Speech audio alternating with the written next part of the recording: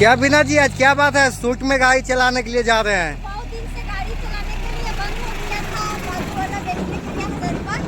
तो आज token order आ गया है कि ये गाड़ी हमको बालू दीजिए, इसीलिए सूटे पर तैयार हुए थे, तो इसीलिए जा रहे हैं।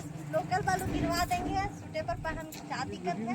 अभी हम जा रहे हैं बादम में, बगले में, मेरा घर के बगल में बादम में है, तो वहीं पर भी हम बालू गिरवाएंगे। तो भी बहुत मैंने पकड़ धकड़ भी हो रहा है, और इसलिए अभी हम बालू का वीडियो भी नहीं बना पा रहे हैं कि बालू में मेरा गाड़ी चल भी नहीं सकता है, तो बालू की वीडियो कहाँ से हम बना पाएंगे।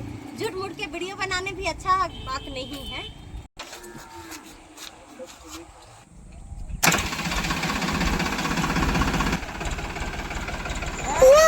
अरे बाप, अरे उठा दो साला, उठा दो। अरे वाह साला, अरे बाप रे बाप, अरे साला हम रोज जनिया ऐसा मिलते रहे भाई गाड़ी चलवे वाला।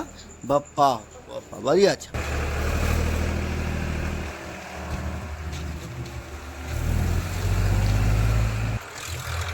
वाह साला, रे तारीफ वाला बात है।